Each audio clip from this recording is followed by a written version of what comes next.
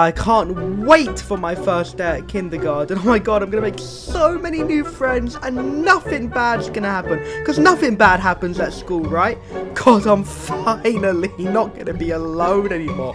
I'm actually gonna have a life outside that stupid bedroom. I'm finally not gonna be alone anymore. Oh, it's gonna be the best Monday ever. Oh, hello, creepy janitor. I don't know what you're doing, but you look like a nice person.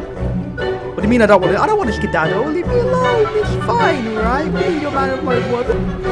What the fuck?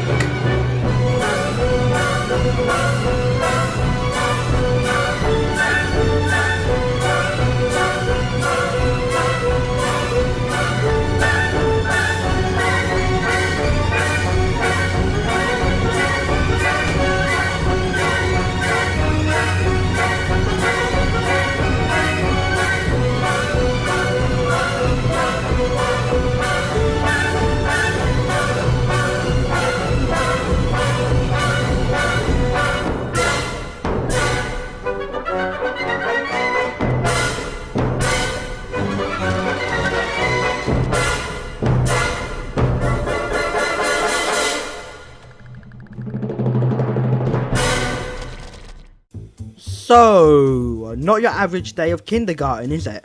I mean, I wouldn't know, being a Brit and all. But hey, at least the amount of gun deaths in this game are somewhat accurate.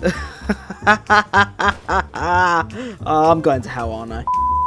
Anyway, Kindergarten is a video game that was released on the 15th of June 2017. I first learned about it watching Jacksepticeye playing the second one back when it first came out in 2019, but I've never played any of the games until about a few days ago, partly because I didn't own a PC back when I first saw the game, but also because I just never gotten around to it. But despite this, I've always liked the franchise due to its ability to make such a simple game with no voice acting or significant gameplay outside of interacting with NPCs and running around, incredibly gripping and immersive, as well as getting you to care about the characters despite their lack of voice actors. So, for all those reasons, I wanted to play the game, and now I want to talk about it. For those of you that know nothing about this game, let me give you the rundown of how Kindergarten works. The game starts with you in your bedroom, with the ability for you to exit through the door and start a day of kindergarten. Obviously. The game is split into 5 parts: the schoolyard, morning time, lunch, recess, which for us Brits would be called a break, because they're getting us prepared for that corporate lifestyle at a young age, am I right? And finally, show and tell. You progress through these sections in a linear order, and during each section, you have the ability to talk to different NPCs whose dialogue will change in each section. However, the dialogue in each section remains the same every day, hence why you play every day as a Monday instead of progressing throughout the week. Certain convos will allow you to ask either certain questions or ask the NPCs to do certain things, with these specific interactions costing an apple. An example of this is that you are able to buy certain items from Monty, which cost both money and an apple. These are a finite amount. There are a finite amount of apples in each area, and when these run out, you're forced to move along to the next area. So these apples act as the time till the bell rings, if we're talking in school terms. By default, you bring $2.50 to school every day, with the ability to bring $10 instead if you choose to raid your piggy bank before you start your day. However, if you do this, Bugs will come and demand half, or he'll kill you. This highlights the true gameplay of Kindergarten. By default, every character is the same every time you talk to them, changing only when you move to a different section, but if you talk to them after doing certain things or when possessing certain items, you unlock different dialogue options, meaning you unlock different actions that the characters can do. See? Don't be deceived by the cute art style and character designs mixed with a major amount of fucked up shit that happens at this school. This game is first and foremost a puzzle game, with the goal of working out the correct actions and dialogue choices in order to complete what's known as a character's mission, which essentially acts as that character's specific storyline for the day if you choose to help them, which leads to this character giving you a special item at the end of the day should you succeed, which will be needed to access other characters' missions, eventually leading you to gaining all the items you need to complete the final mission of the game, that being Lily's, at which point you beat the game. Essentially, this game is sort of like Groundhog Day, but with the ability to keep your special items you've acquired when you reset, which are stored in your bedroom. Finally, there is a hint sheet that updates as you do certain things in the game, such as picking specific dialogue choices, typically incorrect choices, which, as you may guess, the consequence of these choices is that the mission you were working on is now impossible due to either not having enough apples or losing your chance to get a certain item you needed. And so, this hint sheet is there to help you make the right choices the next time you start your day. However, an important fact about this is that if you restart your day automatically, you lose any hints you acquired during that day. So best to finish the day instead of just automatically restarting after a failure. Speaking of restarting, you can't restart from a specific time of the day, meaning if you mess up, tough luck, you're going right back to the schoolyard to start again from scratch. That's it for the main game, without getting into heavy spoilers, but there are also 25 Monstermon cards to collect. Essentially, this game's version of Yu-Gi-Oh cards that unlock a secret after you get them all, which I won't spoil here, but the game telling you how to get any you've missed after you beat the final mission, which is shown in the hint sheet. So, with a page-long explanation done, what is it that makes this game so good? After all, a puzzle game that only takes 4 hours to go from 0 to 100% completion can't be very hard, right? And that's true, the game is not very hard at all, but that's not what makes this game special. Instead, I believe the source of this game's charm is its writing tied with its brutality. See, this game has 7 main characters, each with a mission, 2 characters that are important but don't have missions, that being the janitor and principal, with 2 other characters, the lunch lady and Billy, who for the most part are kind of irrelevant. Billy's a plot device, which makes him important, but as a character we barely see him, and the lunch lady, who's there for a few collectibles, and also, because well, it's a school, it needs a lunch lady obviously. These 9 other characters, however, are written so well that despite them not uttering a single line of dialogue, their personalities are so clearly displayed in a way that makes me want to get invested and get to know each and every one of them, while at the same time their personalities don't feel obnoxious, as none of these characters are too extra, if you get what I mean.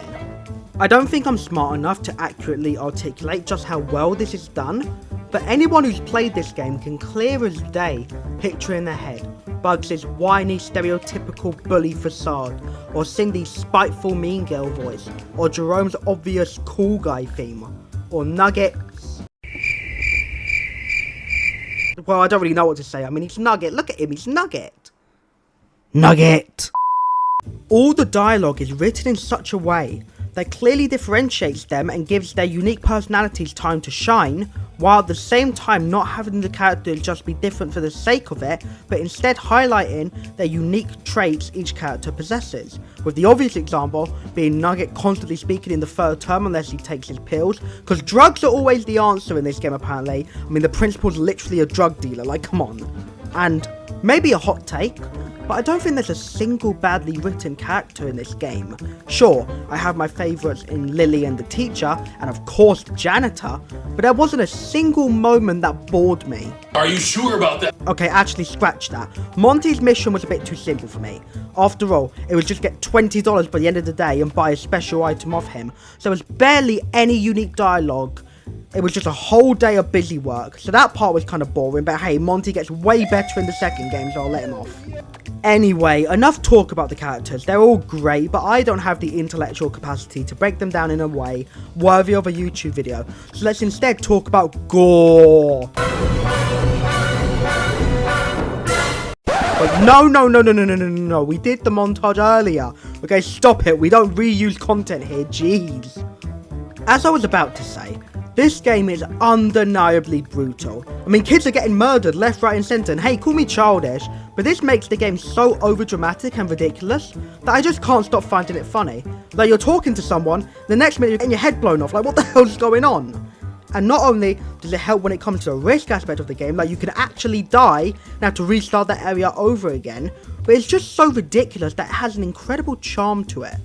Whoever thought the phrase, kids are getting murdered, and charm would be used in the same paragraph. Weird, right?